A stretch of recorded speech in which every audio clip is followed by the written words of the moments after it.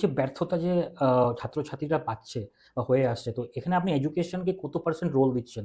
রয়েছে বিভিন্ন, কিন্তু ডট কিন্তু ডট একটা ডটের সঙ্গে অন্য ডটের কোনো লিঙ্ক নেই। এই আহ, আমাদের উচ্চশিক্ষা ক্ষেত্রে ইউজিসি ভূমিকা পালন করতো, ইউনিভার্সিটি গ্র্যান্টস কমিশন। হুম। দিন দিন এই ইউজিসিকে অকেজো করা হয়েছে। ডেটা সেন্টার দেখে নেন সমস্ত কিছু আমেরিকার। আপনার এখন এই জিনিসটাই যে আমাদের যে দেশের সঙ্গে যে এখন যে আমেরিকার সঙ্গে যে জিনিসটা চলছে, আমাদের এই জিনিসটা টেকনোলজির দিক থেকে এডুকেশনে কতটা মারাত্মক হয়ে দাঁড়াবে? ইন্ডিয়া যেহেতু চায়নার একটা পার্শ্ববর্তী দেশ, চায়না যদি এগিয়ে যেতে পারে এশিয়া মহাদেশের মধ্যে, ইন্ডিয়া কেন পারবে না? আমাদের এই টক শোর মাধ্যমে অনেক কিছু ফাইন্ড আউট তুলে আসছে। গভর্নমেন্টকে নিজের কোডিংয়ের উপর হোক বা আইটি ডিপার্টমেন্টে নিজস্ব ডেটা সেন্টারের উপরে নিজস্ব অপারেটিং সিস্টেম, নিজস্ব যাবতীয় কিছু স্টেপ বাই স্টেপ डेवलप করা দরকার। নমস্কার শ্যাম, নয়ে সোচ রাষ্ট্র के साथ এই এপিসোডে আপনাদের প্রত্যেককে স্বাগত। আমাদের এই টক শোর মাধ্যমে আমরা সামাজিক, অর্থনৈতিক, রাজনৈতিক এবং হিউম্যান রাইটসের উপরে ডিপলি আমরা আলোচনা করব। গণতন্ত্র মানেই আমাদের সমাজকে অ্যাকাউন্টেবিলিটি হওয়া। তার জন্য আমাদের এই টক শোর মাধ্যমে আমরা সমাজকে 10 বছরের একটা মাইলস্টোনে রেখে দেশকে কিভাবে সামনে আমরা এগিয়ে নিয়ে যাব, তার দিকে আমাদের এই পদক্ষেপ, আমাদের এই টক শোর সবথেকে বড় উদ্দেশ্য। আমাদের এই টক শো বিশেষ করে আমরা পরিচালিত করছি আমাদের রাষ্ট্র বিকাশ কেন্দ্র। আমাদের এই রাষ্ট্র বিকাশ কেন্দ্র প্রত্যেক গ্রামে আমাদের বিজনেস ইকোসিস্টেম ডেভেলপমেন্টস করা হয় রুরাল বিজনেস ইকোসিস্টেমের মাধ্যমে। আপনারা আমাদের রাষ্ট্র বিকাশ কেন্দ্রকে সহযোগিতা করতে পারেন। আমাদের কিউআর কোড আপনারা স্ক্রিনে দেখতে পাচ্ছেন এবং কন্ট্যাক্ট নম্বর। আপনারা যদি কোনো অনুদান দিতে চান, আমাদের এই কিউআর কোড স্ক্যান করে আমাদের রাষ্ট্র বিকাশ কেন্দ্রে আপনারা অনুদান দিতে পারেন। আমাদের এই অনুদান সমাজের বিজনেস ইকোসিস্টেম ডেভেলপমেন্ট করতে অনেক সাহায্য করবে।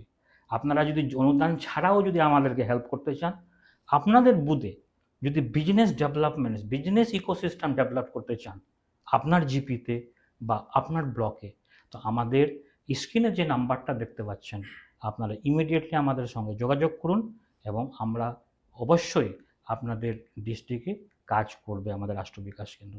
এছাড়া আমাদের এই টক শো স্পন্সর করছে IT Uni business consultancy services private limited.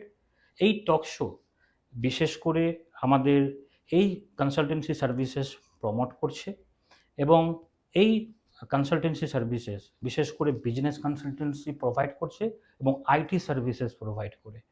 আপনারা এই কন্ট্যাক্টের মাধ্যমে যে কোনো বিজনেসকে নিজেকে প্রমোশন করতে বা আইটি সার্ভিস যে কোনোভাবে সার্ভিস নিতে যদি চান, যে আপনার স্ক্রিনে যে নাম্বার দেখতে পাচ্ছেন, তো আপনি আইটি ইউনিটকে কন্ট্যাক্ট করে নিতে পারেন।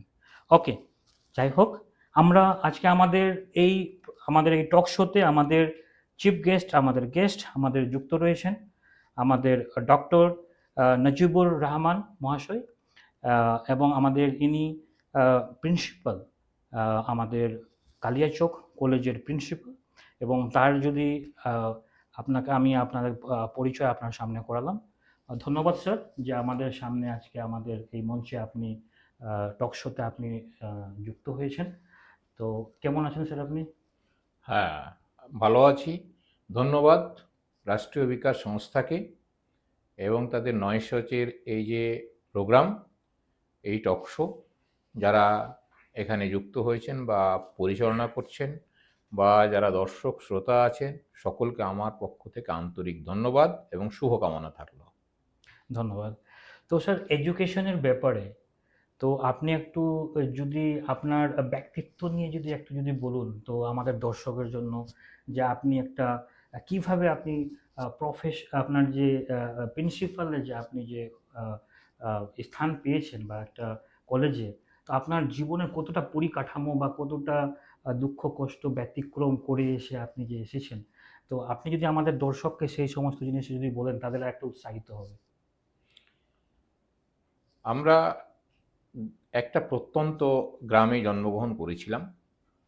সেখান থেকে পড়াশোনার যে বিষয় ছিল, ফ্যামিলিগত একটা ট্রেডিশন ছিল আমাদের, সেইটা হয়তো 150 বছর বা ১৫-২০০ বছর আগে ভূতনির যে চর, সেই চরে আমাদের যারা পূর্ববর্তী বংশধর তারা অর্গানাইজ করেছিলেন, মানে খসবুর হাজি হচ্ছে আমাদের পূর্ব জেনারেশন, বাবার দাদু। সে তার বাড়িতে একজন মৌলবি আর একজন মাস্টার বাইরে থেকে নিয়ে গিয়ে রেখেছিলেন নিজের পরিবারের ছেলে মেয়েদের এবং পার্শ্ববর্তী গ্রামের ছেলে মেয়েদের পড়াশোনার জন্য।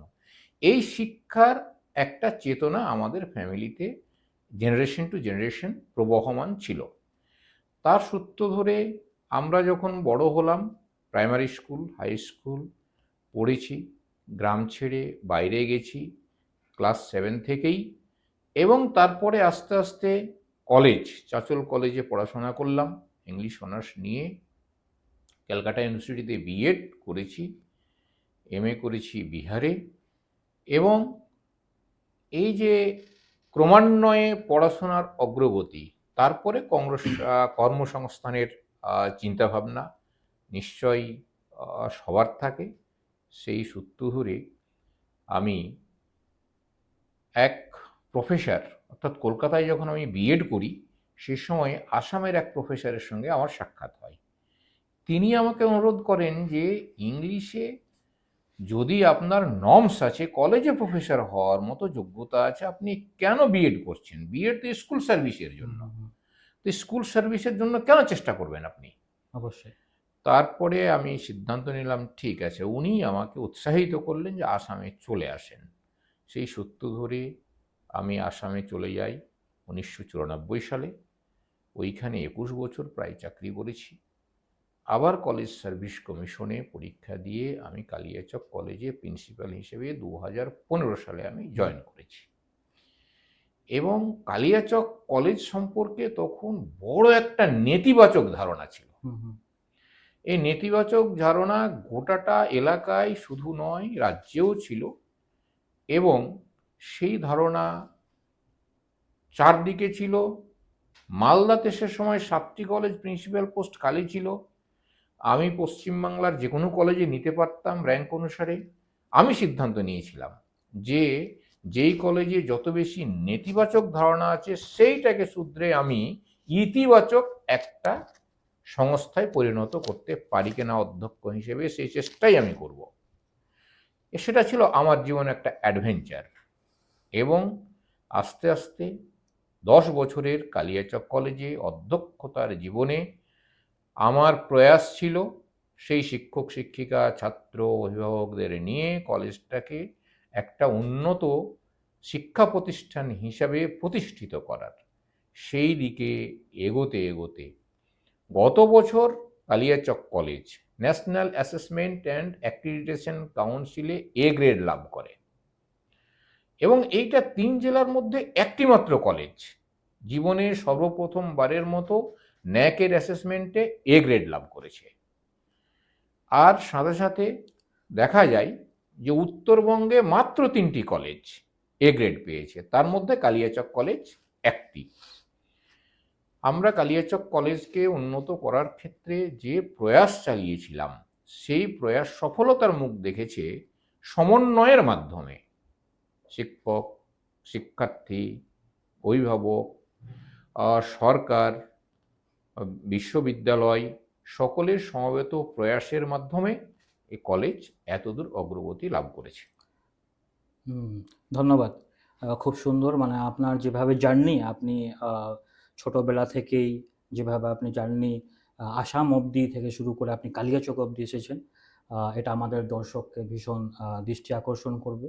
এবং যেভাবে মাইনরিটি একটা সমাজের মধ্যে থেকে আপনি প্রফেসরে, আপনি এডুকেশন থেকে গ্রাউন্ড লেভেল থেকে আপনি যে একটা প্রফেশন লাইনে যে এসেছেন, এটা সত্যিকারে মাইনরিটির কাছে এবং মুসলমান কমিউনিটির কাছেও একটা গর্বের ব্যাপার যে আপনি একটা সমাজকে আলো দেখাতে পেরেছেন এবং সমাজ আপনাকে দেখে অনেক উৎসাহিত অনুভব করছে।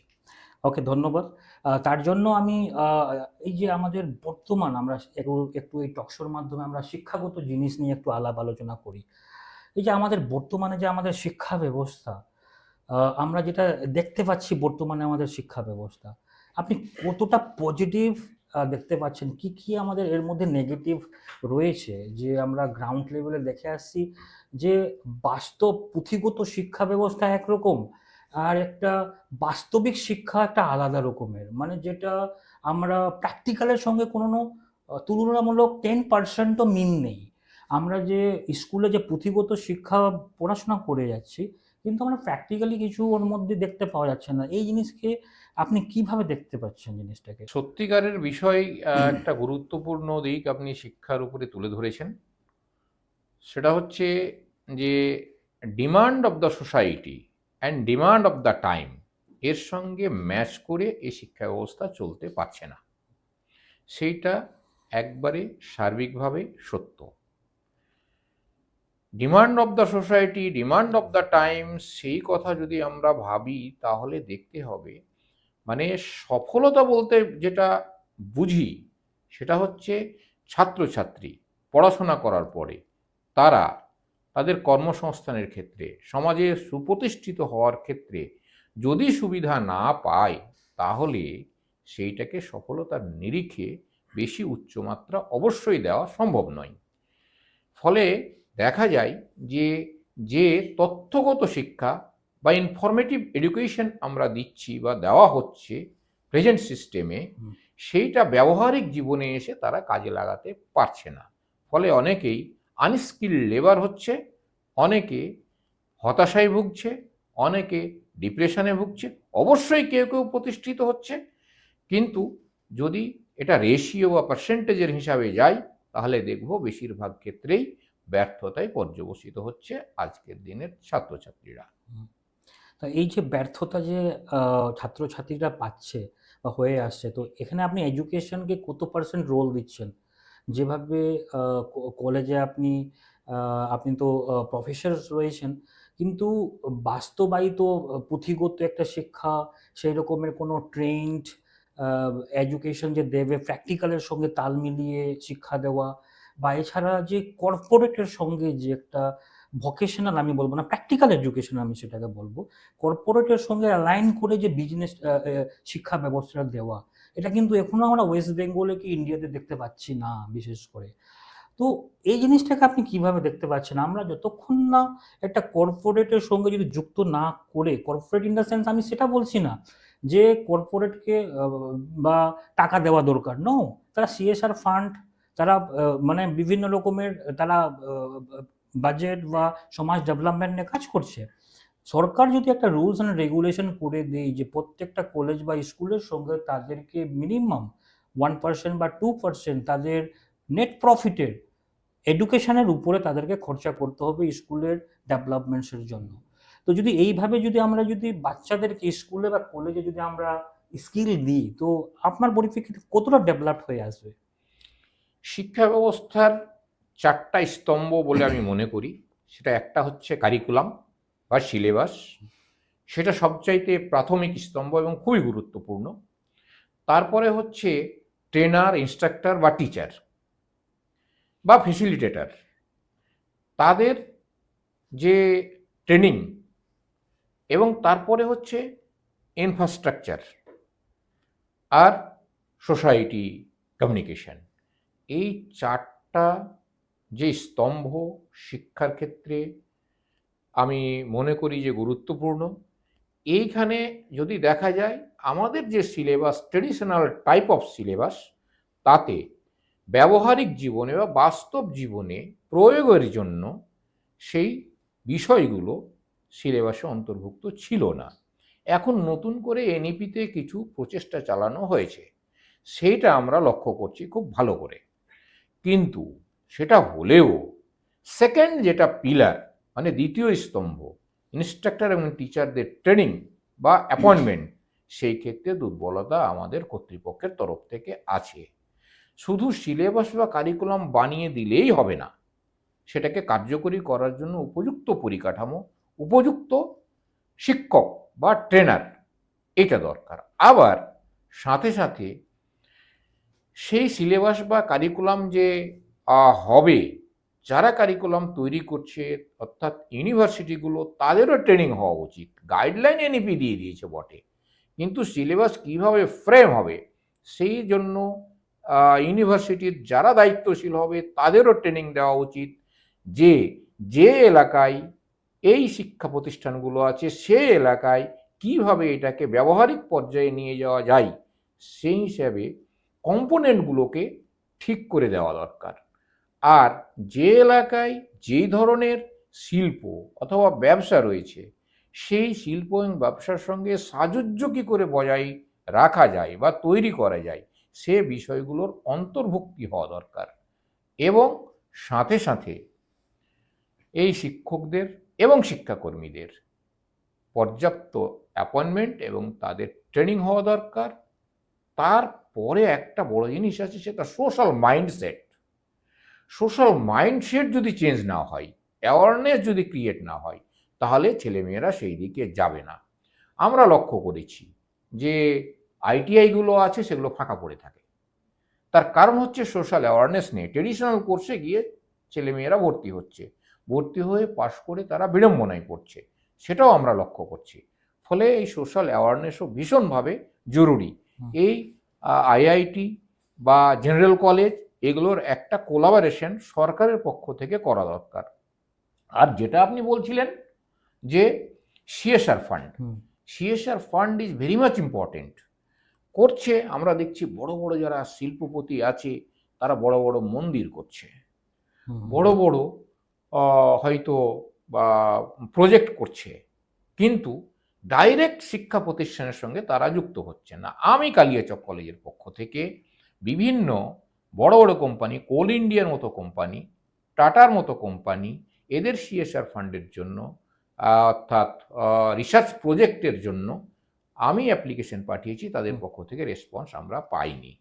এ বিষয়গুলো কর্তৃপক্ষের নজরে থাকলে তারা এইটাকে কোলাবোরেট করার জন্য একটা লিয়াজও করে দিতে পারলে যেই শিক্ষা প্রতিষ্ঠানগুলো চেষ্টা করছে তারা হয়তো সুবিধা পাবে, এবং সুবিধা পেলে ছাত্রছাত্রীরাও সেই দিকে এগিয়ে যেতে পারে। এটা বাস্তব, এটা খুবই ইম্পর্ট্যান্ট। যেভাবে আমাদের দেশের মধ্যে একটা ওয়াচ ডগ হওয়া উচিত এডুকেশনালি, শুধুমাত্র একটা কোনো একটা কমিশন থাকা বা এডুকেশন মিনিস্ট্রি থেকে শুধুমাত্র শিক্ষা ব্যবস্থা চালানো সেটা প্রযোজ্য না। একটা ওয়াচ ডগ আমাদেরকে, ইন্ডিপেন্ডেন্ট ওয়াচ ডগ আমাদের দেশের মধ্যে যতক্ষণ না প্র্যাকটিক্যালি আমরা দেখতে পাবো পাবলিকরা কিন্তু কোনো রকমভাবে ভ্রুক্ষেপ করতে পারছে না। আমরা প্র্যাকটিক্যালি দেখছি সরকার করে যাচ্ছে, কোনো রকমের ক্যাম্পেইন নেই, কোনো রকমের সহযোগিতা নেই।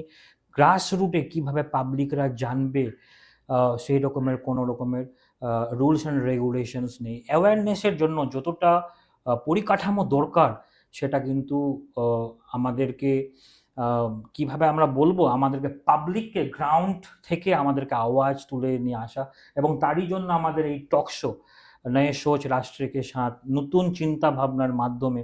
আপনি একটা খুব প্র্যাকটিক্যাল কথা বললেন যে আপনি অ্যাপ্লাইও করেছিলেন সিএসআর ফান্ডের জন্য, যেটা প্র্যাকটিক্যালি দরকার। সিএসআর ফান্ড যেখানে অ্যালাইন হওয়া দরকার, যদি কেউ টাকাও যদি না দেয়, গভর্নমেন্টকে বিশেষ করে গভর্নমেন্টকে, প্রত্যেকটা কোম্পানি যারা প্রফিট কোম্পানি রয়েছে তারা যাতে কি স্কুলের সঙ্গে যুক্ত হয়ে যাতে কি মিনিমাম 2% তাদের প্রফিট শেয়ারের উপরে তারা ইনভেস্ট করে এডুকেশনকে ইমপ্রুভমেন্টস করা, 21st সেঞ্চুরির এডুকেশনের উপরে অ্যাপ্লাই করা। আমরা যতক্ষণ প্র্যাকটিক্যাল এডুকেশন দেব না, আমরা সমাজের মধ্যে ততক্ষণ ছাপ ফেলতে পারবো না। ওকে, ধন্যবাদ, এটা খুব সুন্দর জিনিস। এখানে আমরা একটা আরও জিনিস বলতে চাইছি যে আপনি যদি দৃষ্টি আকর্ষণ করেন বিদেশের এডুকেশন সিস্টেমের উপরে, তারা কিন্তু বিদেশের শিক্ষা ব্যবস্থা তারা ভীষণ প্র্যাকটিক্যাল এডুকেশনের উপরে দৃষ্টি আকর্ষণ করছে। আমাদের নিউ এডুকেশন এনইপির মাধ্যমে, নিউ এডুকেশন পলিসি 2020-র মাধ্যমে সরকার ইউজ করেছে যে আমাদের কমসে কম ক্লাস 5-এর পর 6th স্ট্যান্ডার্ড থেকে তারা প্র্যাকটিক্যাল এডুকেশন, ভোকেশনাল ট্রেনিং তারা দিতে চাইছে। কিন্তু এখানে আমরা প্র্যাকটিক্যালি যে গ্রাউন্ড লেভেলের যে ফলাফল স্বরূপ বা সেইভাবে যে যত দ্রুত গতিতে করা যায় সেইভাবে আমরা দেখতে পাচ্ছি না। একটা প্রফেসর হিসাবে, একটা সমাজের একটা আপনি মানে একটা আপনি যেভাবে দেখছেন সমাজে কিভাবে এগিয়ে নিয়ে যাওয়া যায়, আপনি কিভাবে দেখছেন সেই জিনিসটাকে? কিভাবে আপনি কনসার্নস নিতে পারছেন জিনিসটাকে, কি আমরা কত তাড়াতাড়ি এই প্র্যাকটিক্যাল এডুকেশনটাকে গ্রাউন্ডে আমরা যতক্ষণ না নিয়ে আসবো, আমরা দিনের পর দিন আমরা কিন্তু সমাজকে পিছিয়ে নিয়ে যাচ্ছি। এটা কিন্তু সত্যি কথা। বিষয়টা যেটা আমার মনে হয়েছে প্র্যাকটিক্যাল এডুকেশনের ক্ষেত্রে, হুম, যে এনইপির যে লাইট, সেটা হয়তো চেষ্টা করা হয়েছে। পশ্চিমবাংলা সরকারও আমাদের এই শিক্ষার উপরে যে কমিশন করে 2023 সালে অ্যাপ্রুভ করেছেন, তার অবশ্যই কিছু কিছু ভালো দিক আছে। ক্লাস 6 থেকে যে প্রচেষ্টার কথা আপনি বললেন, সেটা কাগজে কলমেই সীমাবদ্ধ থেকে গেছে। সেইটাকে যদি বাস্তবায়িত করতে হয়, তাহলে যেটা দরকার সেটা হচ্ছে যে এই শিক্ষকদের প্রশিক্ষণ দরকার।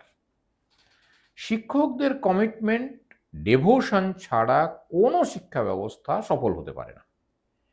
শিক্ষক নিয়োগ যেমন দরকার সুন্দরভাবে, স্বচ্ছভাবে, সাথে সাথে তাদের প্রশিক্ষণ টাইম টু টাইম হওয়া দরকার। তার মানে হচ্ছে যে এই শিক্ষা ব্যবস্থাটা আমি মনে করি প্রবাহমান একটা নদীর মতো, বন্ধ হয়ে যাবে না।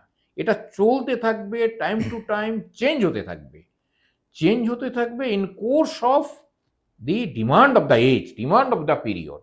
সেই মতো এই টিচার বা ইনস্ট্রাক্টরদের ট্রেনিংও হতে থাকবে, তারাকেও আপডেট করতে থাকতে হবে। সাথে সাথে এর জন্য যে ফান্ড দরকার, সে ফান্ডটাও গভর্নমেন্টকে ব্যবস্থা করতে হবে, either from the government fund or from the company fund. সেই দায়বদ্ধতা লিয়াজো গভর্নমেন্টের কোনো না কোনো এজেন্সিকে এক্সক্লুসিভলি করতে হবে। সেটা যদি করা না হয়, আমরা দেখেছি কখনো কখনো ডিএম সাহেব আমাদের মিটিং ডাকেন, ব্যাস একবার দুবার মিটিং ডাকলেন, তারপরে আর ফলো আপ আমরা লক্ষ্য করলাম না। তো ফলে এমনি করলে আমি মনে করি যে এ বিষয়গুলো বাস্তবে রূপায়িত করা সম্ভব নয়। কোম্পানিগুলো এ ব্যাপারে অ্যাওয়ার নাই, সোসাইটিও এ ব্যাপারে অ্যাওয়ার নাই। ফলে ক্লাস 6 থেকে যে শিক্ষার কথা বলা হয়েছে, সেটা চালু হতে হতে অথবা বাস্তবায়িত হতে হতে হয়তো দীর্ঘদিন লেগে যেতে পারে। আমি লক্ষ্য করেছি আমার জীবনে একটা কমিশন তৈরি হয়, শিক্ষা কমিশন, এবং একবারে গ্রাসরুট লেভেল পর্যন্ত সেই কমিশনের কার্যকারিতা বা ফলাফল পেতে পেতে এই কমিশন চেঞ্জ হয়ে যায়, আবার নতুন আচ্ছা, কমিশন এটা আসে। বিশেষ কারণটা কি? আমাদের অ্যাওয়ারনেসের জন্য? এটা পাবলিক অ্যাওয়ারনেস নাই তার জন্য হচ্ছে?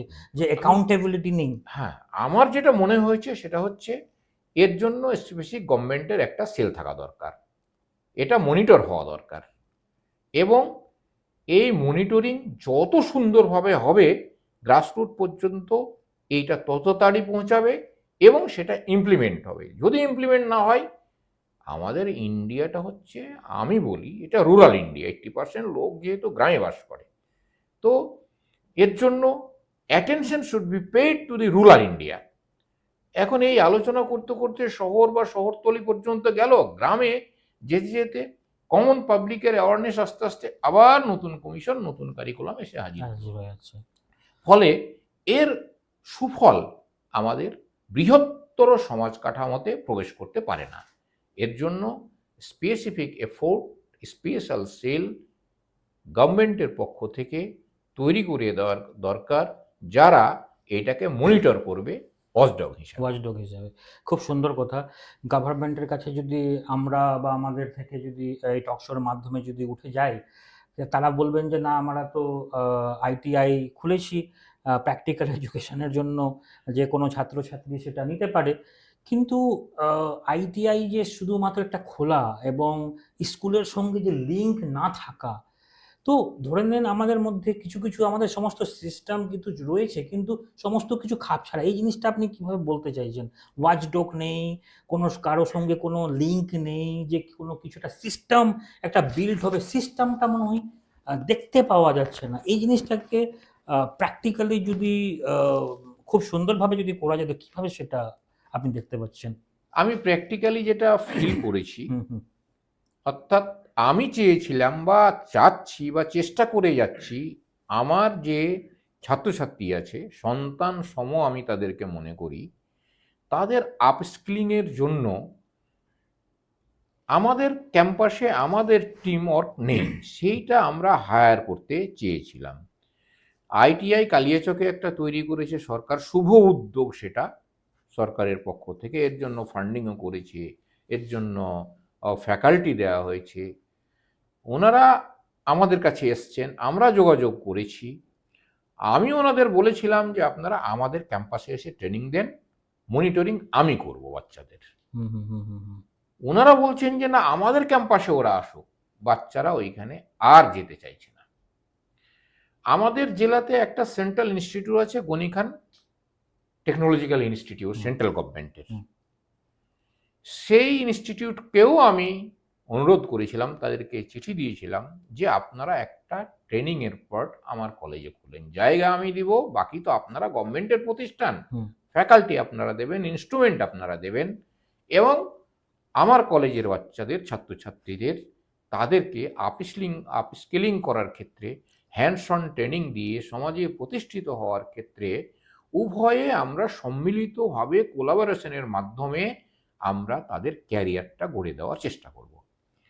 তারা সম্মত হয়েছিল আমার সঙ্গে কথাবার্তায়, কিন্তু এখনো কার্যকরী হয়নি। কয়েক মাস চলে গেল, কয়েকবার আমি তাদেরকে অনুরোধ করেছি, রিমাইন্ডও করেছি। যদি এই দুটো প্রসেস হয় তাহলে হয়তো আমি অন্য কলেজের কথা বা অন্য ইনস্টিটিউশনের কথা উল্লেখ না করলেও আমি কালিয়াচক কলেজের কথা বলতে পারি, যে সেখানে আমার ছাত্রছাত্রীরা অবশ্যই এই ব্যবহারিক জীবনে প্রতিষ্ঠিত হওয়ার একটা সুবিধা পাবে। এর সাথে সাথে আরও একটা কাজ করার চেষ্টা করেছিলাম আমি, এটা উৎকর্ষ বাংলার মাধ্যমে ট্রেনিং দেওয়া হচ্ছে, তাতে কিছু কিছু সেন্টার আছে, তাদেরকে অনুরোধ করেছিলাম আমার ক্যাম্পাসে ওদের একটা করে ট্রেনিং সেন্টার খুলতে।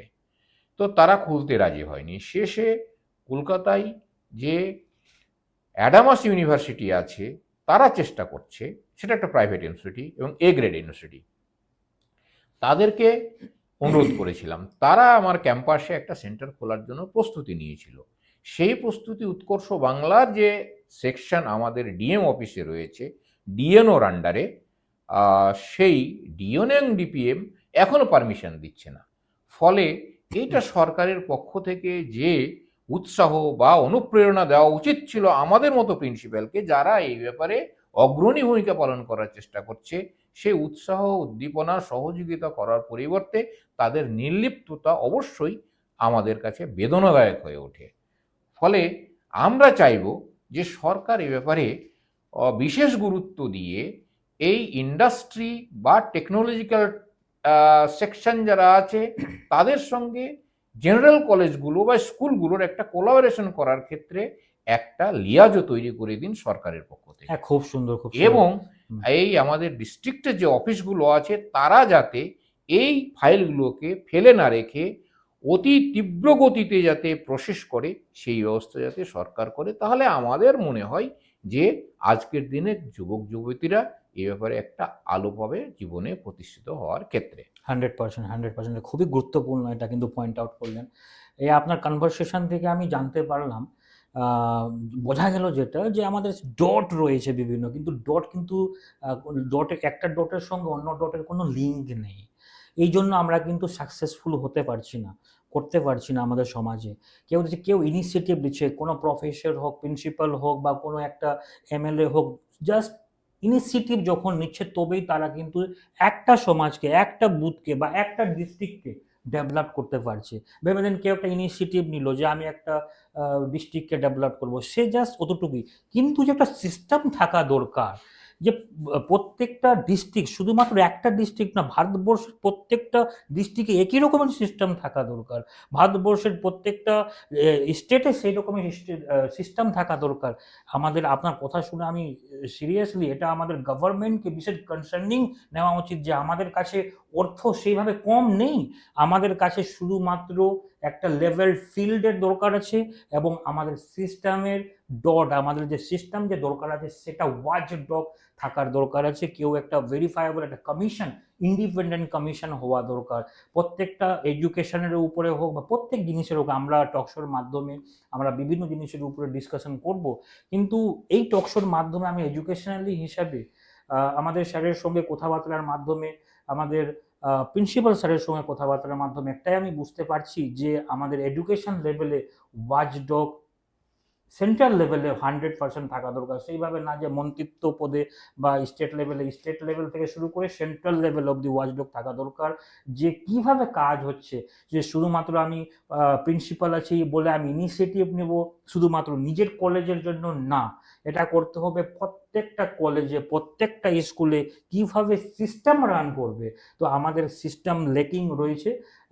আমাদের এই পডকাস্টের মাধ্যমে বা আমাদের এই টক শোর মাধ্যমে আমরা বিশেষ কনসার্নিং আমরা পয়েন্টস ফাইন্ড আউট করতে পারছি যে আমাদের সিস্টেম যদি আমাদের সরকার, রাজ্য সরকার বা আমাদের স্টেট সেন্ট্রাল সরকার আমাদের যদি এর উপরে একটু যদি ভ্রুক্ষেপ যদি করে জাস্ট সিস্টেমের উপরে, তো 100% আমাদের দেশ ভীষণ এগোবে এবং প্রোডাক্টিভ ছেলে আমাদের এই সোসাইটি থেকে বেরাবে এবং আমরা অর্থনীতি থেকে শুরু করে এডুকেশনালি আমরা কিন্তু এক জায়গাতে আসতে পারবো। আচ্ছা, এখানে একটা আমি এডুকেশনালি কিছু আরো গুরুত্বপূর্ণ বলতে চাই যে আর যেটা সিস্টেমের কথা বললেন সে ব্যাপারে আমি একটু শুধু আলোকপাত করে দিই। অবশ্যই অবশ্যই অবশ্যই সেটা হচ্ছে যে প্রচেষ্টা করলে যে সফলতা পাওয়া যায় তার বাস্তব উদাহরণ আমাদের কাছে আছে। আমি 2015 সালে কালিয়াচক কলেজে জয়েন করেছিলাম অধ্যক্ষ হিসেবে। তার আগে গৌড়বঙ্গ বিশ্ববিদ্যালয়ের অ্যাফিলিয়েশন পেয়ে কালিয়াচক কলেজের কোনো ছাত্রছাত্রী কোনোদিন স্ট্যান্ড করেনি। আমি 2015 সালে জয়েন করলাম, 16 সাল থেকেই আমার ছাত্রছাত্রী গৌড়বঙ্গ বিশ্ববিদ্যালয়ে রেগুলার ডিফারেন্ট সাবজেক্টে স্ট্যান্ড করতে আরম্ভ করলো। তো এই যে প্রচেষ্টা করলে যে সফল হতে পারে, তাদের ট্যালেন্ট আছে এবং সেটাকে নার্চার করতে পারলে তাদের যে বিকাশ হতে পারে, এইটা বাস্তব হিসাবে প্রমাণিত হয়েছে। এইটা যদি আমরা চেষ্টা করি, ভারতবর্ষের মতো একটা দেশ, বাংলার মতো একটা রাজ্য যেখানে এত প্রতিভাবান ছেলে মেয়ে আছে, তাদের যদি যথাযথভাবে নার্চার করার সিস্টেম ডেভেলপ করে দেওয়া যায়, তাহলে আমাদের দেশ, আমাদের রাজ্য, আমাদের জেলা তরতর করে এগিয়ে যাবে বলে আমি মনে করি। তো এখানে আপনি বলতে চাইছেন সিস্টেম অবশ্যক হওয়া দরকার, হ্যাঁ, তাই না? সিস্টেম হওয়া দরকার। ওকে। আমি এছাড়া আমি গুরুত্বপূর্ণ দৃষ্টি আকর্ষণ করি, আমি এডুকেশনালি আজকে আমি ডিসকাশন করছি যে আমাদের দেশে R&D ডিপার্টমেন্ট নেই এডুকেশনালি। তো এর উপরে আপনি যদি কিছু যদি বললেন রিসার্চ অ্যান্ড ডেভেলপমেন্টসের উপরে, যে আমরা আমরা কোন পজিশনে হোল্ড করছি বর্তমানে, আমরা যদি নিজেকে দৃষ্টিপাত করা যায় যে আমাদের দেশ এডুকেশনালি কোন পজিশনে রয়েছে এবং আমরা ডেভেলপিং, আমরা কিন্তু ওয়াচডগ আমরা সবসময় কম্পেয়ার করা উচিত। যেমনি আমরা এডুকেশনালি শিক্ষাগত দিক থেকে বা আইএস এক্সামে যদি দেখে নেওয়া যায় প্রত্যেকের র্যাঙ্কিং লিস্ট কীভাবে আসে, কতটা ছেলে চান্স পায়, তো আমরা কম্পেয়ার করি একে অপরের দেখে। কিন্তু আমরা এখানে বলতে চাইছি আমরা দেশকেও সেইভাবে আমাদের কম্পেয়ার করতে হবে। আমাদের R&D ডিপার্টমেন্টে, আমি শুধু R&D ডিপার্টমেন্টস, আমি বিভিন্ন প্রত্যেকটা সেক্টর R&D ডিপার্টমেন্টস হওয়া উচিত, কিন্তু এডুকেশনে আমি R&D ডিপার্টমেন্ট ইন্ডিয়াতে নাই বলেই চলে। তো কিন্তু আপনি এই R&D ডিপার্টমেন্টের ব্যাপারে আপনি অ্যাজ এ প্রিন্সিপাল হিসাবে আপনাদের কলেজগত অভিজ্ঞতা হিসাবে আপনি কি বলতে চাইছেন? আপনাদের কলেজে কি সেই R&D ডিপার্টমেন্ট প্র্যাকটিক্যালি রয়েছে? আর রিসার্চ অ্যান্ড ডেভেলপমেন্ট যেটা বলা হচ্ছে R&D একটা সেল বা সেকশন, সেইটা মূলত ইন্ডাস্ট্রি হাউসগুলো মেনটেন করে বলে আমি জেনেছি।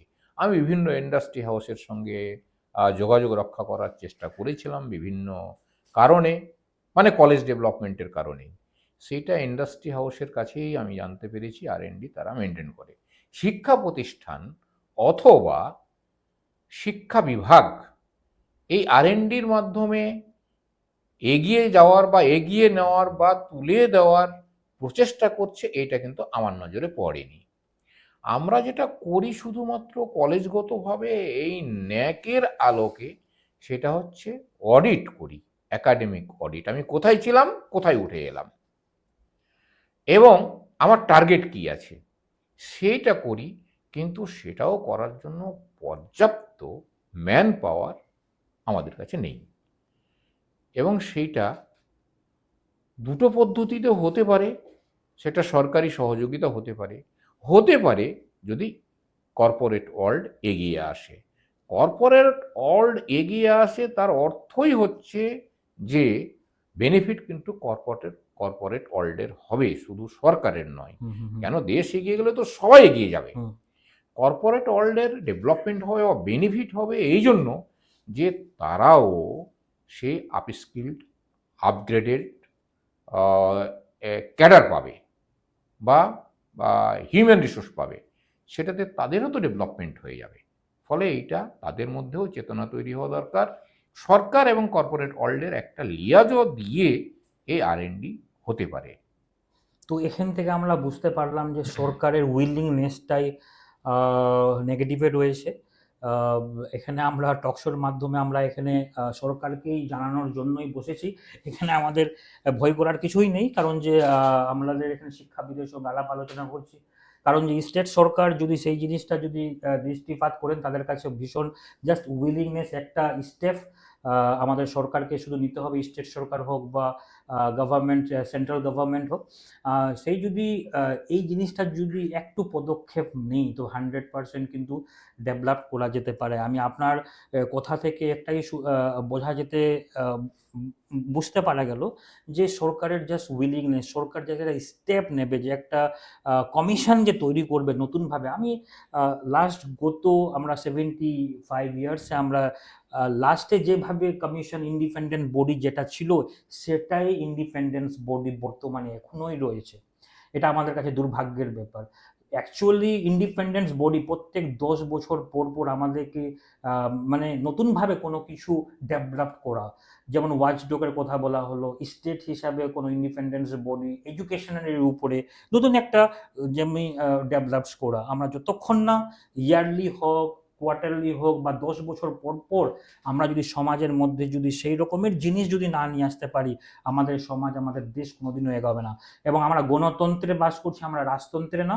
আমাদের এই টক শোয়ের এর উদ্দেশ্যই যে আমাদের এখানে কনসার্নিং থেকে, কথোপকথনের মাধ্যম থেকে যে জিনিসটা তুলে আসছে, যাতে কি আমাদের স্টেট সরকার হোক, আমাদের রাজ্য সেন্ট্রাল সরকার হোক, প্রত্যেকেই জিনিসটাকে শুনুক এবং জিনিসটাকে মেনে চলার চেষ্টা করুক। কারণ যে বাঙালি, আমাদের বাঙালির মাটি থেকেই সমস্ত কিছু ডেভেলপ। বা আপনারা যদি বাঙালির হিস্ট্রি দেখে থাকেন, তবে আপনি জানবেন যে বাংলা থেকেই সমস্ত কিছু সৃজন। তো আমাদের এই পডকাস্টের মাধ্যমেও আমরা এখানে R&D ডিপার্টমেন্টের কথা ডিসকাশন করলাম, যে এডুকেশনে R&D ডিপার্টমেন্ট শুধুমাত্র রিসার্চ বা কোনো কিছু কলেজে, আইআইটি ডিপার্টমেন্টে, আইআইটি কলেজ, IIMM এ জাস্ট বিজনেসগত রিলেটিভ, আমি সেই R&D ডিপার্টমেন্টের কথা বলছি না। আমরা এখানে R&D ডিপার্টমেন্টের কথা বলছি আমাদের ওয়াচডগ হিসাবে।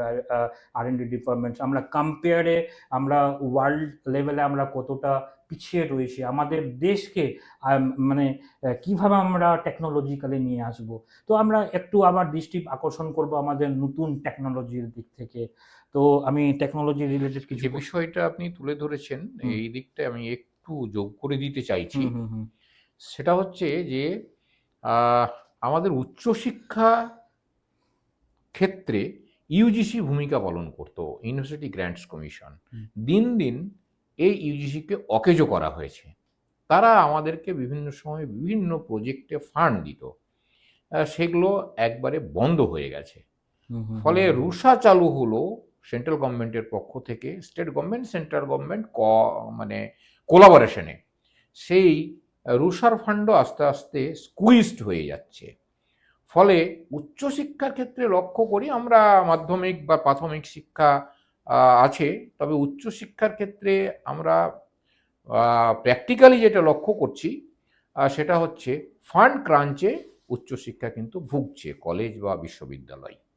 আবার অন্যদিকে দেখছি যেটা কর্পোরেট ওয়ার্ল্ডের সঙ্গে বা এইদিকে নিয়ে যাওয়ার ব্যাপারে রাজ্য সরকারের পক্ষ থেকে কিছু উদ্যোগ নেওয়া হয়। মাঝে সময়ে কিছু সার্কুলার বা আমাদের জয়েন্ট ডিপিআই যারা আছেন তারা কিছু আমাদেরকে গাইডলাইন দেওয়ার চেষ্টা করেছেন, কিন্তু সেইটা ফলো আপ করে এক জায়গায় লক্ষ্যে পৌঁছানোর ক্ষেত্রে যে দায়িত্বশীলভাবে লেগে থাকা, সেটা হয়নি। ফলে আমরা সুফলগুলো অবশ্যই পাইনি।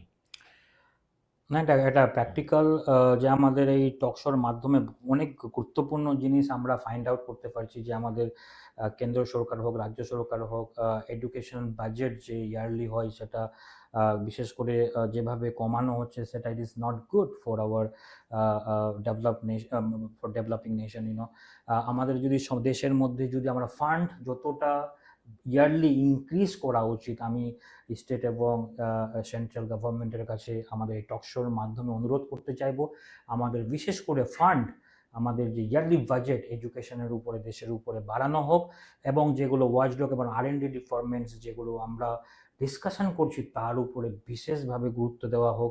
R&D ডিপার্টমেন্টের সেন্স শুধুমাত্র রিসার্চ টেকনোলজির উপরে যে আমরা আলোচনা করলাম শুধু স্কুল লেভেল, কলেজ লেভেলে, সেটা বা IIT কলেজে এই টাইপের না, প্রত্যেকটা কলেজে দেওয়া উচিত।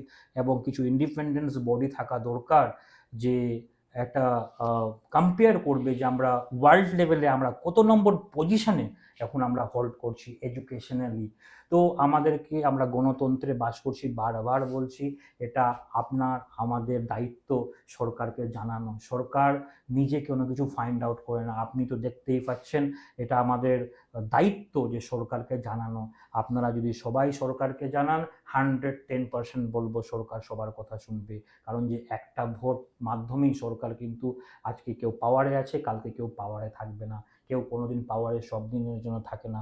কিন্তু গণতন্ত্রের একটাই পাওয়ার যে আপনারা কনসার্নিং হওয়া উচিত, এবং প্রত্যেকের কনসার্নিং ম্যাটার আমাদের দেশের জন্য কিন্তু ডেভেলপমেন্টের একটা দিক নিয়ে আসবে।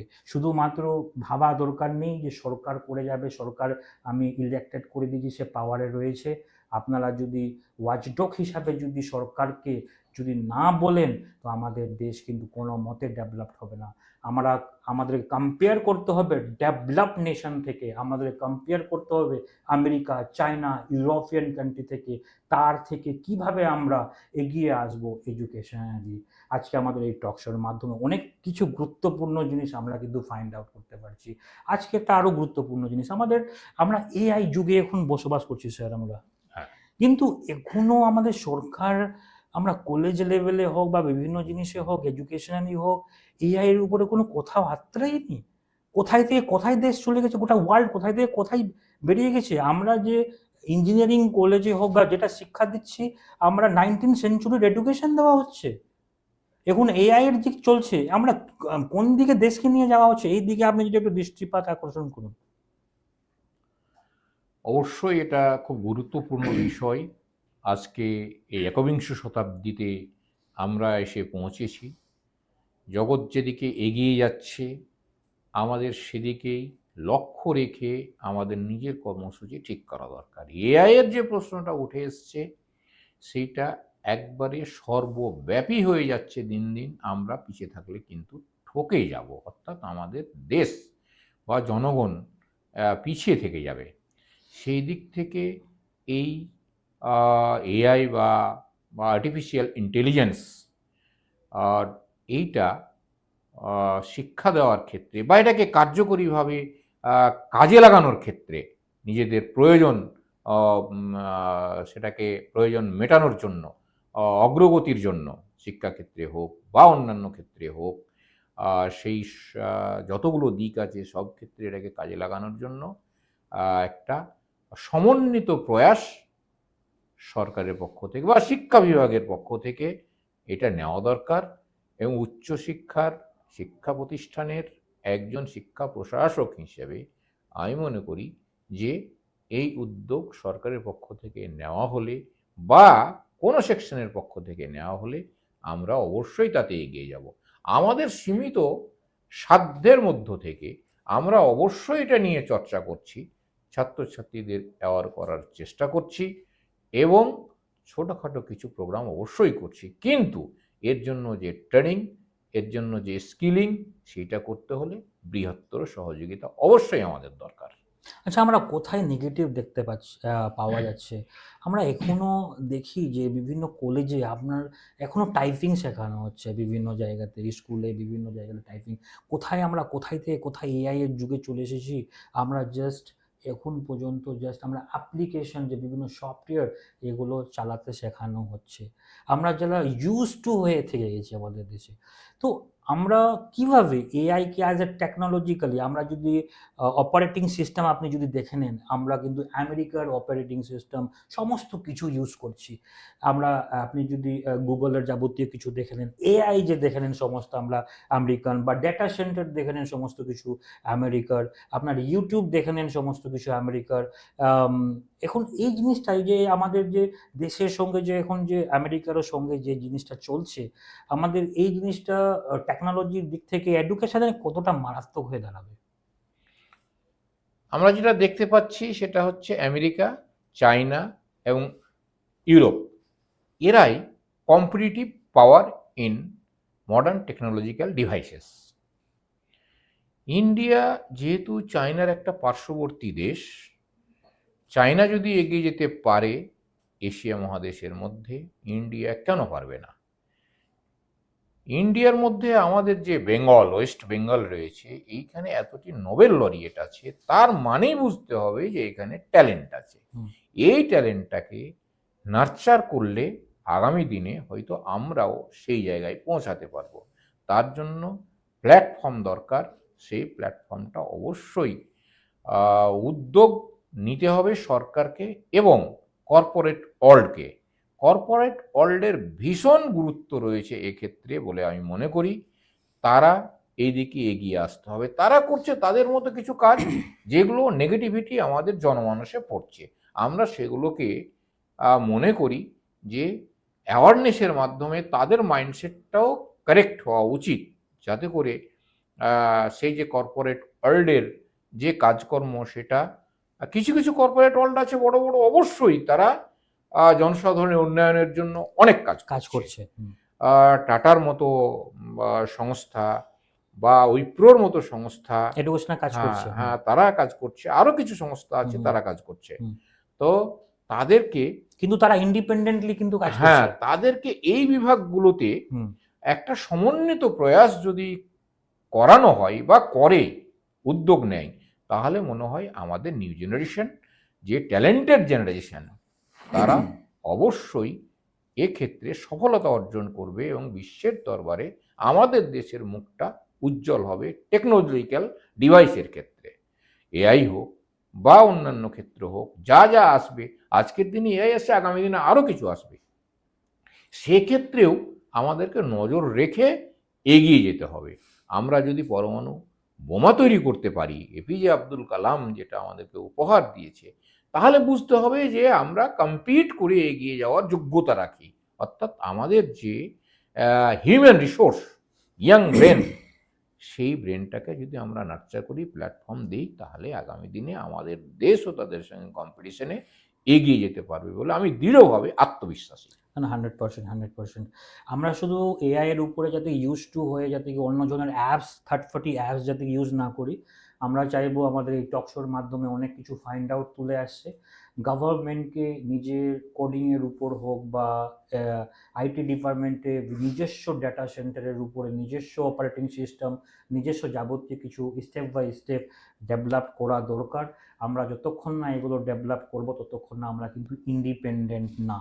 কিন্তু আমাদের দেশের আমাদের এই টকশোর মাধ্যমে ভীষণ ফাইন্ড আউট করা হচ্ছে আমরা যাতে কি শুধুমাত্র অন্যজনের অ্যাপ্লিকেশন, অন্যজনের সিস্টেম শুধু ইউজ করে আমরা কাজ করব, সেই জিনিসটা না। সরকারের কাছে আমার কাছে এটাই অনুরোধ, স্টেট সরকার, আমাদের সরকার হোক বা আমাদের কেন্দ্র সরকার হোক, টিওটির উপরে, ট্রান্সফার অফ টেকনোলজির উপরে যত দ্রুত গতিতে যদি কাজ করা হয়, বিভিন্ন আমাদের নেশনস রয়েছে তাদের সঙ্গে আমাদের ফরেন পলিসি খুবই সুন্দর, তাদের সঙ্গে টিওটির উপরে কাজ করে আমাদের দেশে ট্রান্সফার টেকনোলজির উপরে যত দ্রুত গতিতে কাজ করা দরকার করা উচিত। এবং তারও উপর টেকনোলজিরও উপরে একটা ইন্ডিপেন্ডেন্ট ওয়াচডগ রাখা দরকার আমাদের দেশে, যে আমরা কতটা কি করতে পারি। এবং পাবলিক, এখানে আমরা একটা নেগেটিভ দেখতে পাওয়া যাচ্ছে স্যার, যে পাবলিকের অ্যাকাউন্টেবিলিটি কোথাও ফাইন্ড আউট করতে যাচ্ছে না। এডুকেশন কোন পজিশনে রয়েছে, কতটা কি ডেভেলপ হলো, কতটা জব পেলো, কেউ ফাইন্ড আউটই করে না। অন্য নেগেটিভ মানে লাইনের উপরে, নেগেটিভ মাইন্ডসেটের উপরে তারা যুক্ত থাকছে। এই জিনিসটাকে পজিটিভে ডেভেলপমেন্টের দিকে আমরা যদি ধাবিত করি প্রত্যেক জনসাধারণদেরকে, ভারতবর্ষের লোককে, তো এটা কিভাবে পসিবল?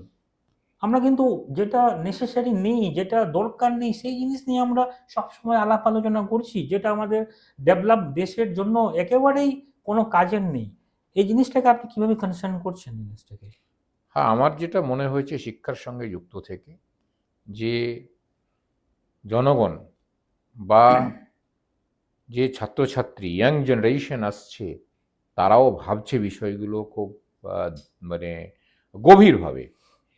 তার মানে দেখেছি কালিয়াচক ক্ষেত্রেই যদি দেখি বা অন্যান্য জায়গার ক্ষেত্রেও যদি লক্ষ্য করি, তাহলে কি হবে, অনেক ছাত্রছাত্রী মেডিকেলে যাচ্ছে। তার মানে তারা বুঝতে পেরেছে মেডিকেলে স্কোপ আছে প্রতিষ্ঠিত হওয়ার, সম্মান পাওয়ার। কঠোর পরিশ্রম করে তারা এগিয়ে যাচ্ছে। এই যে মেডিকেলে কোচিংয়ের সিস্টেম বা শিক্ষার সিস্টেম চালু হয়েছিল বলেই এখানকার ছেলে মেয়েরা এই প্রচেষ্টাটা করতে পারছে। তো ফলে যদি সেই রকম প্ল্যাটফর্ম দেওয়া হয়, তাহলে আমাদের ছেলেমেয়েরা অবশ্যই এগিয়ে যাবে টেকনোলজির ক্ষেত্রেও বা বিজনেসের ক্ষেত্রেও বা আমি উদ্যোগের আমি এখানে ক্ষেত্রেও। বলবো একটা ট্র্যাপ আছে এখানে। আমাদের ১৪০ কোটি জনসংখ্যার দেশ আমাদের। আপনি মেডিকেলে কতটা আপনি সিট পাবেন? স্টেটে হোক বা কেন্দ্রে হোক, কতটা সিট? 40,000, 50,000 বা ম্যাক্সিমাম কত হতে পারে? 1 লাখ, এর থেকে তো বেশি না। আপনি আ আ এম এ আমাদের যে সিভিল সার্ভিসের এক্সাম, কতটা ছেলেরা চান্স পায়? ২৫০, ৫০০ ইয়ারলি, ম্যাক্সিমাম থেকে বেশি তো নেই। কিন্তু আমরা যদি ১৪০ কোটি লোকের সঙ্গে যদি এতটুকু লোকের কম্পেয়ার যদি করি, ইট ইজ রং। আমাদেরকে জবের ক্যাপাবিলিটি বাড়াতে হবে।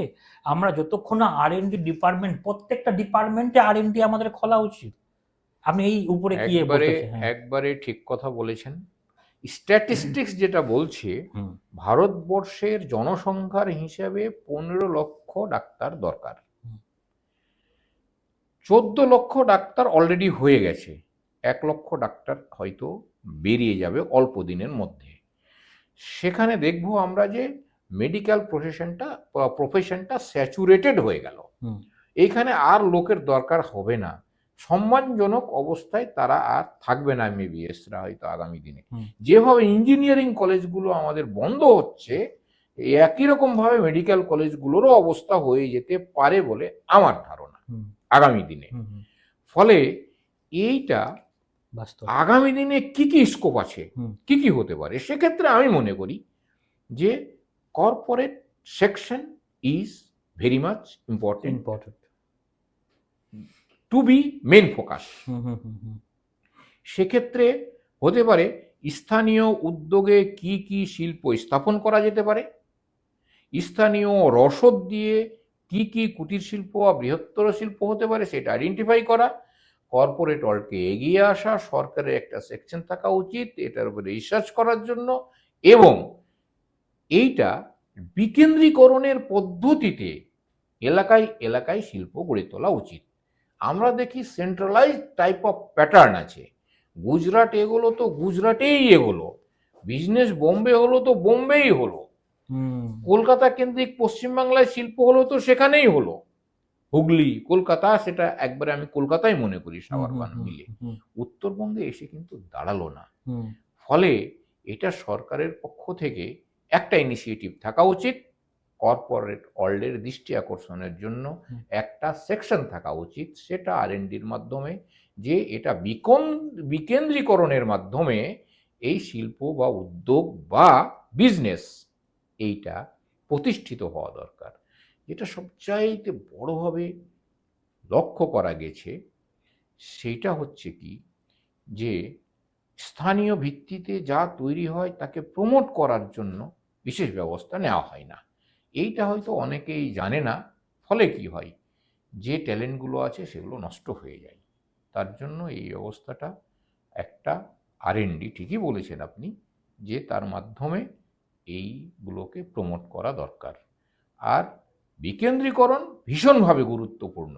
নাহলে এক এলাকায় আলো জ্বলবে, এক এলাকায় অন্ধকার অন্ধকার থাকবে, হয়ে যাবে, ইয়েস। এবং তারা দরিদ্র থেকে দরিদ্রতর হবে। হুম, হুম, হুম, হুম।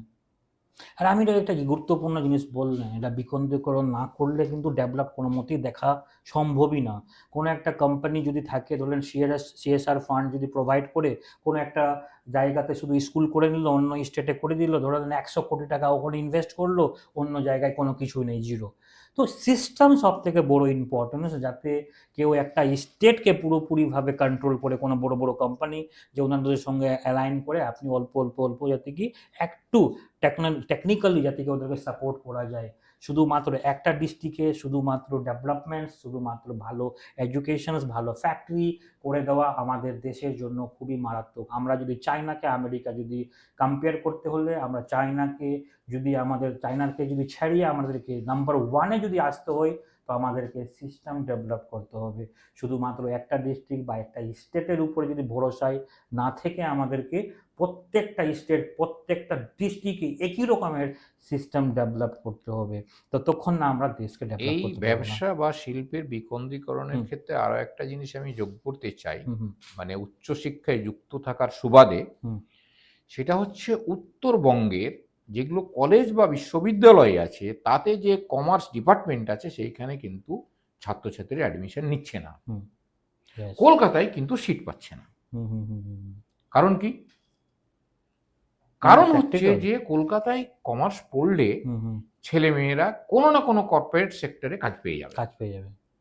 কোনো না কোনো বিজনেস হাউসে তারা কাজ পাবে। হুম হুম হুম এইখানে যেহেতু কাজ নেই, কর্ম নেই, কমার্স পড়তে যাচ্ছে না বাচ্চারা। হুম হুম হুম ফলে এইটা আমি মনে করি যে বাচ্চারাও ট্যালেন্টেড, হুম তারাও দেখছে আমার স্কোপ কোথায় আছে। ওইখানকার বাচ্চারা কমার্স পড়ছে, হুম এখানকার বাচ্চারা পড়ছে না। আমরা এটা একবারে প্রকৃষ্টভাবে লক্ষ্য করেছি এই কলেজগুলো বা বিশ্ববিদ্যালয়গুলোতে। আর ওই বিশ্ববিদ্যালয়গুলো মানে অর্থাৎ দক্ষিণবঙ্গের মানে মূলত কলকাতা কেন্দ্রিক কলেজ বা বিশ্ববিদ্যালয়ে দেখেছি। হুম হুম তো ফলে এই বিজনেসের যদি বিকেন্দ্রীকরণ হয় হুম। বা ইন্ডাস্ট্রির যদি বিকেন্দ্রীকরণ হয়, তাহলে একটা বড় দিক খুলে যাবে আমাদের দেশের বা রাজ্যের।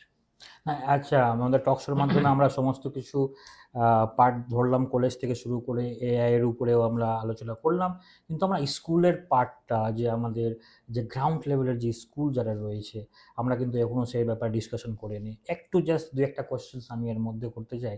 যে আমাদের এই যে আ শৈশবকাল থেকেই অ্যাকচুয়ালি বাচ্চাদেরাই কিন্তু আমাদের দেশের ভবিষ্যৎ। সবথেকে বড় জিনিস, আমরা যদি প্র্যাকটিক্যাল এডুকেশন যদি তাদেরকে না দিতে পারি, ততক্ষণ না আমরা দেশকে কিন্তু এগিয়ে নিয়ে যেতে পারবো না।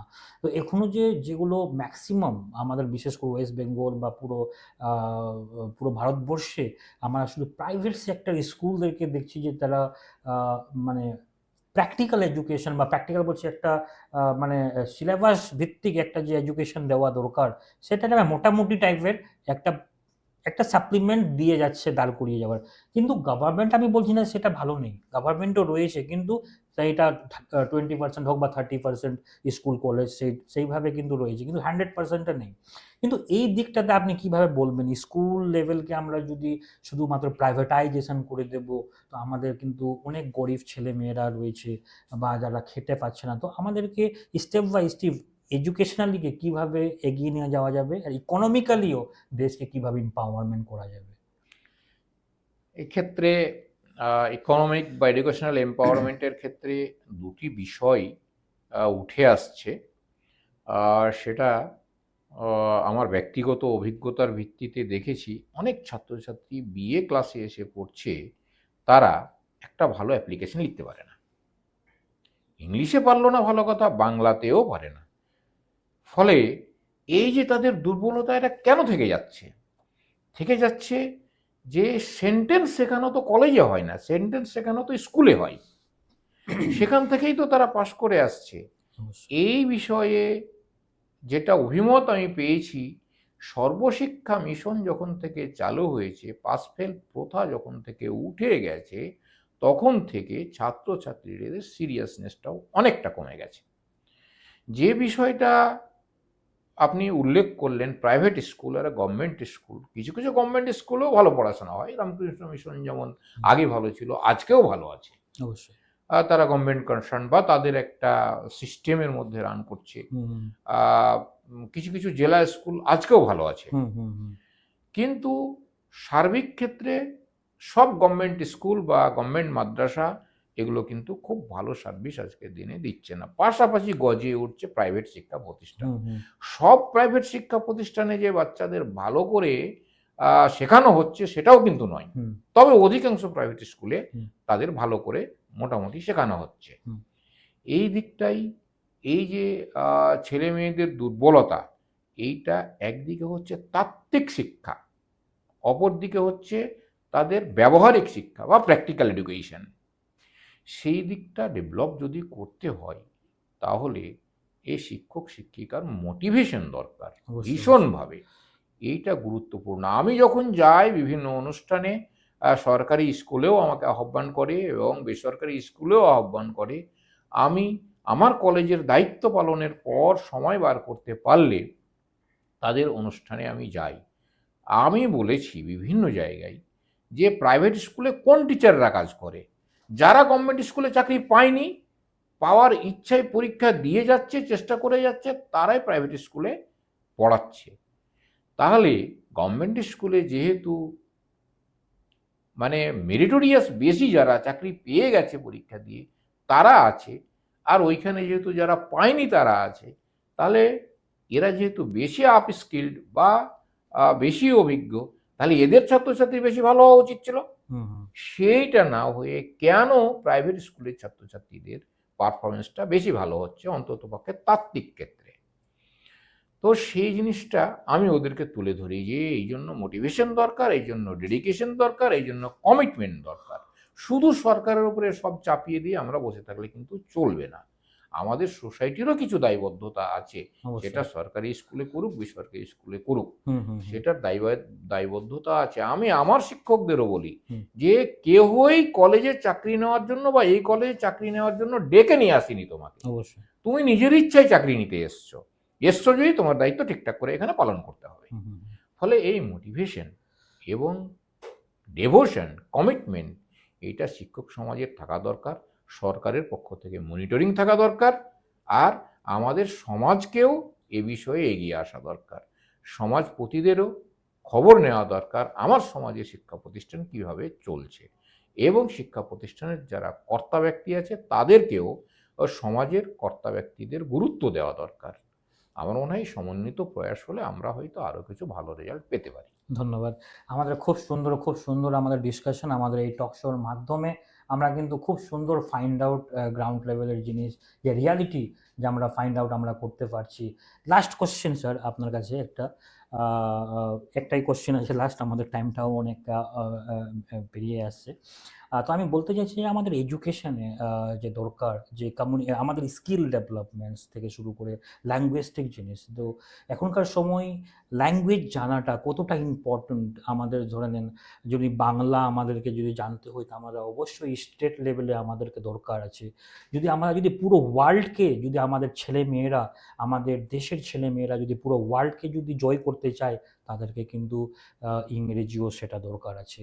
এবং আমাদের পুরো ভারতবর্ষে যদি কাজ করতে চায়, ভারতবর্ষে যদি নিজের বিজনেস হোক বা রাজনৈতিকভাবে যদি কাজ করতে চায় আমাদের ছেলেমেয়েরা, আমাদের দেশের ছেলেমেয়েরা, তাদের এই কিন্তু হিন্দি দরকার আছে।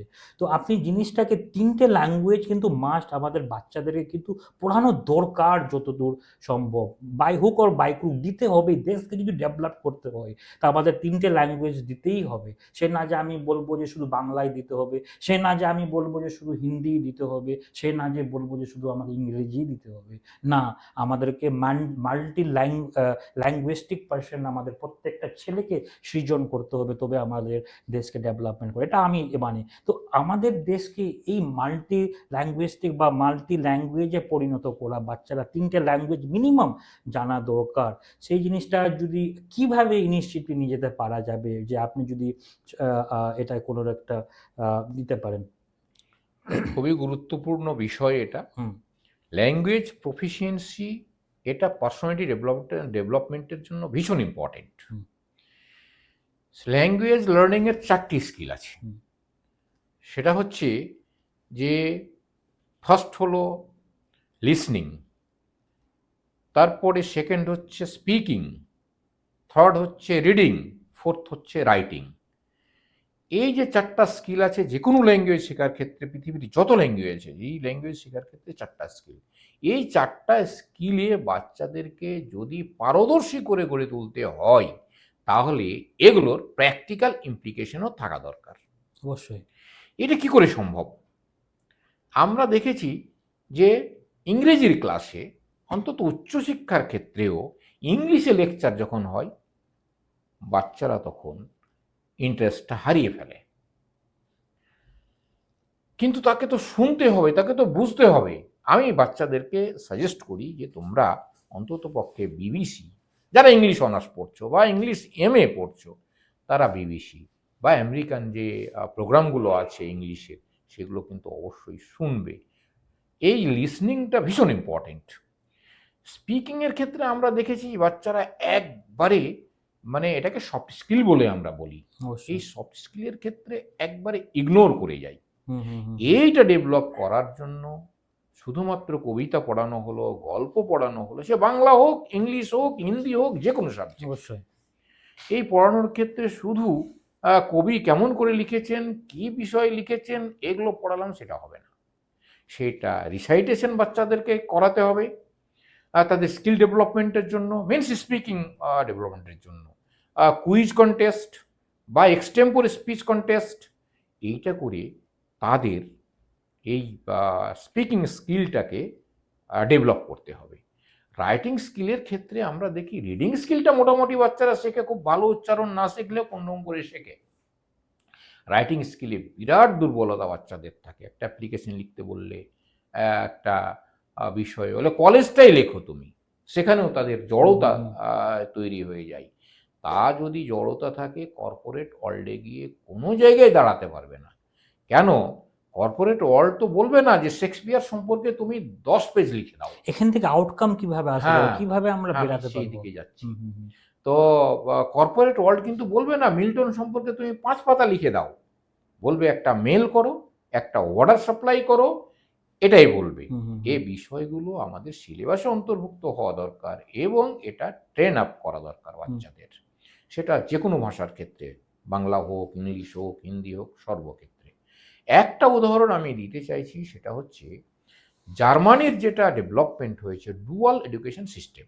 হুম, হুম। ডুয়াল এডুকেশন সিস্টেম মানে part of the week or part of the month তারা এডুকেশনাল ইনস্টিটিউশনে পড়াশোনা করবে, part of the week or part of the month তারা কোনো প্র্যাকটিক্যাল সেকশনে তারা কাজ করবে। মেবি কর্পোরেট সেকশন, মেবি কোনো রিসাইটেশন সেন্টার, কোথাও তারা কাজ করবে এবং তারা সাথে সাথে কিছু পয়সা রোজগার করবে এবং এইদিকে একাডেমিক সাইডেও তারা শিক্ষাটা নেবে। তাহলে কি হবে?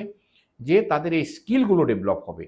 শুধুমাত্র ল্যাঙ্গুয়েজের ক্ষেত্রে স্কিলের কথা আমরা বলছি, অন্যান্য ক্ষেত্রেও তাদের সেটা হয়। যদি কোনো ইন্ডাস্ট্রিতে কাজ করে সে, যদি সায়েন্সের স্টুডেন্ট হয়, যদি সে কম্পিউটার সায়েন্সের স্টুডেন্ট হয়, তাহলে কোনো কম্পিউটার সেকশনে কাজ করলো। অবশ্যই। এমনি করে তাদের ডুয়াল এডুকেশন সিস্টেম আমরা আমাদের দেশে যদি ইমপ্লিমেন্ট করার চেষ্টা করি, কর্পোরেট ইনস্টিটিউশন লিঙ্কেজ অথবা ইন্ডাস্ট্রি ইনস্টিটিউশন কোলাবোরেশন, এই টাইপের প্রসেসের মাধ্যমে যদি আমরা করি, তাহলে ল্যাঙ্গুয়েজের ক্ষেত্রেও, পার্সোনালিটি ডেভেলপমেন্টের ক্ষেত্রেও, স্কিল ডেভেলপমেন্টের ক্ষেত্রে, সফট স্কিল ডেভেলপমেন্টের ক্ষেত্রে এবং হ্যান্ডস অন ট্রেনিংয়ের ক্ষেত্রেও আমাদের ছেলেমেয়েরা, যুবক যুবতীরা নতুন একটা দিশা পাবে। এখানে একটা প্রবলেমস আমরা ফাইন্ড আউট করেছি। যেখানে আমাদের ইন্ডিয়ান এডুকেশনে আমরা যদি দেখি, স্যার আপনি যদি দেখেন যে স্কুল এডুকেশন দেখবেন 6 আওয়ার্স একটা টাস্ক থাকে। আ আ আপনি হাই স্কুল দেখে নেন বা কলেজে দেখে নেন, যেকোনো একটা 5 আওয়ার টু 6 আওয়ার একটা ডিউরেশন টাইম থাকে। আপনি যদি ডেভেলপড নেশন চলে যান, চায়না দেখে নেন 14 আওয়ার্স স্কুলে তাদেরকে রেখে পুরো মেমোরাইজ করিয়ে, প্র্যাকটিক্যাল করিয়ে, সেটা শুধু মেমোরাইজ না, আমাদের ইন্ডিয়াতে শুধু চলে মেমোরাইজের উপরে। মুখস্থ বিদ্যা হয়ে গেল, বাস শেষ।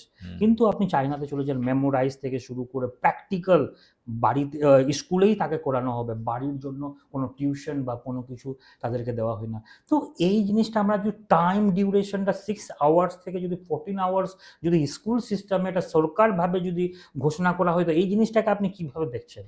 এরা করলে তবেই না আমরা মাল্টি ল্যাঙ্গুয়েজ, মাল্টি স্কিল, আমরা টাইম না পেলে তো কেউ ডেভেলপড হবে না। Time is very important. আপনি যদি দেখুন সরকার এখন বিভিন্ন মহারাষ্ট্রের সরকার দেখলাম 8 আওয়ার্স ওয়ার্ক থেকে এখন 10 আওয়ার্সের একটা ডিউরেশন বাড়িয়ে দিয়েছে। কিন্তু ওয়ার্কফোর্স শুধু টাইম বাড়ালে তো ঠিক আছে, সেটা প্রোডাক্টিভিটির জন্য ঠিক রয়েছে, সেটা আলাদা কথা, কিন্তু বাচ্চাদের প্রোডাক্টিভিটি বা বাচ্চাদের ট্যালেন্ট বাড়বে, স্কিল ডেভেলপ হয় কোথা থেকে? স্কুল এবং কলেজ থেকে। সেই 6 ঘন্টা থেকে তো এডুকেশন করে তো কোনো বাচ্চা কোনো কিছু ডেভেলপ করতে পারবে না। আমাদের যে কালচার, আমাদের যে 14 আওয়ার্সের যে কালচার নেই, সেটাকে আমরা কিভাবে ডেভেলপ করব, এবং আমাদের এই 14 আওয়ার্সের কালচারটা আমাদের সিস্টেমে কিভাবে ইনবিল্ড করব, সেটা আপনি যদি একটু দৃষ্টিপাত করেন তো, জাস্ট একটু শর্টে। এখানে দুটো বিষয় আছে বলে আমি মনে করি। আমাদের যে ইন্ডিয়ান কনসেপ্ট, মানে মডার্ন এডুকেশনের যে কনসেপ্ট ব্রিটিশ পিরিয়ড থেকে চলছে, তাতে এটাকে আমরা ধরতে পারি ডে স্কলার টাইপ সিস্টেম। তাতে 6 ঘন্টার বেশি করা সম্ভব নয়। যদি 6 ঘন্টার উপরে করতে হয় আমাদের, তাহলে রেসিডেন্সিয়াল সিস্টেম থাকতে হবে, অথবা কর্পোরেট এবং ইনস্টিটিউশন লিঙ্কেজ থাকতে হবে। একটা পার্ট তারা কর্পোরেটে গিয়ে তারা শিখলো, একটা পার্ট সে স্কুলে তারা শিখলো বা কলেজে শিখলো, প্র্যাকটিক্যালটা গিয়ে কর্পোরেট অল ডে করলো। আর না হয় সেটা রেসিডেন্সিয়াল হতে হবে। তো এই যে রেসিডেন্সিয়াল সব শিক্ষা প্রতিষ্ঠানকে করা সরকারের পক্ষে আজকেই হয়তো সম্ভব হবে না বলে আমি মনে করি। আমরা যদি রেসিডেন্সিয়াল না করেও 14 আওয়ার্স যদি স্কুল টাইম করে নেন, তারপরে বাচ্চাদেরকে বাড়ি পাঠানোর সেই সিস্টেম, সেইটা করতে পারে, কিন্তু আমার মনে হয় একবারে 14 আওয়ার্সে আমরা পৌঁছাতে পারবো না। প্র্যাকটিক্যাল জিনিসটা বাচ্চারা রেস্ট নেবে, স্কুলের সিস্টেম টেম্পোরারিলি ভাবতে হবে আমাদের, যে আমরা একইবারে করতে পারবো না। কর্পোরেট ওয়ার্ল্ডে যখন যারা চাকরি করতে যাচ্ছে, তারা কিন্তু আর 6 ঘন্টা চাকরি করে বেতন পাচ্ছে না। 8 ঘন্টা, 10 ঘন্টা, 12 ঘন্টা কিন্তু তাদেরকে খাটিয়ে নিচ্ছে। অবশ্যই। আর যদি মানে সরকারি যে সিস্টেমটাতে স্কুলে কি হয়, 4 ঘন্টা 5 ঘন্টা করলেই ব্যাস তাদের সরকারি ডিউটি হয়ে গেল। এই যে একটা হেভি ডিফারেন্স, এইটাতে মাইন্ডসেটে বড় প্রেসার পড়ছে যারা কর্পোরেট ওয়ার্ল্ডে কাজ করছে তাদের উপরে। যদি এইটাকে স্কুল আওয়ার বা কলেজ আওয়ারকে এক্সটেন্ড করানো সম্ভব হয়, কয়েক ঘন্টা অন্তত ধাপে ধাপে এগিয়ে নিয়ে যাওয়া যায়, তথাপিও কিছু না কিছু লাভ আমাদের দেশের হবেই হবে। হালকা মানে আপনার স্টেপ বাই স্টেপ, মানে একবারে করা সম্ভব না, স্টেপ বাই স্টেপ। এটা পরিকাঠামো আস্তে আস্তে ইনক্রিজ করা, পরিকাঠামো দরকার। ক্যাম্পাসের মধ্যে বাচ্চারা থাকবে, তাদের খাওয়া দাওয়ার ব্যবস্থা থাকবে, তাদের রিক্রিয়েশনের সুবিধা হবে।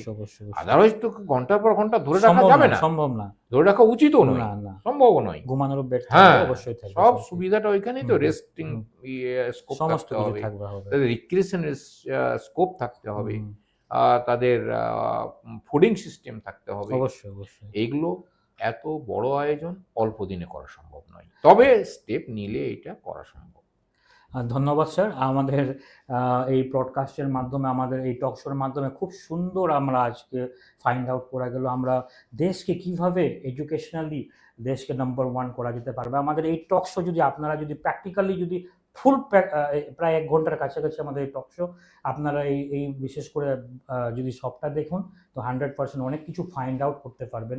এবং এই জিনিসের উপরে যদি আমরা ব্রেন স্টর্ম বা আমাদের সরকারের সঙ্গে আলাপ আলোচনা করে যদি সলভ কিছু বেড়ানো যায়, তবে 100% আমরা দেশকে নাম্বার 1 এডুকেশনালি আমরা নিয়ে আসতে পারবো। তো আমাদের এই পডকাস্টকে আপনারা দেখুন কন্টিনিউয়াস, এবং আমাদের এই পডকাস্টে সাপোর্ট করবেন। এবং সবথেকে বড় জিনিস, আমাদের যে ভিউয়ার্স যারা রয়েছে, আপনাদের যারা দেখছেন, আপনারা কমেন্টে আমাদেরকে অবশ্যই শেয়ার করবেন আপনাদেরকে আমাদের এই পডকাস্ট কেমন লাগছে। কোনো রকমের যদি আপনাদের যদি প্রশ্ন থাকে, আপনারা প্রশ্ন করতে পারেন, বা আমাদের এই কনভারসেশনে যদি আরও কোনো কিছু অ্যাড করতে চান, আপনারা কিন্তু আমাদের কমেন্ট সেকশনের মাধ্যমে আপনারা অ্যাড করতে পারবেন। আমাদের এই চ্যানেলকে আপনারা সাবস্ক্রাইব করুন, ফলো করুন, অন্য কাউকে শেয়ার করুন। তো স্যার, আজকের জন্য এতটুকুই স্যার। তবে ধন্যবাদ আপনাদের এই রাষ্ট্র বিকাশ কেন্দ্র এবং তাদের কর্মকর্তা বা পরিচালক যারা আছেন, সকলকে আমার পক্ষ থেকে ধন্যবাদ। আর আগের দিনে আরও সুন্দরভাবে প্রোগ্রাম করেন, এগিয়ে যাক, এই কামনা করে আমি আজকে ধন্যবাদ জানিয়ে শেষ করছি। থ্যাংক ইউ, ধন্যবাদ স্যার।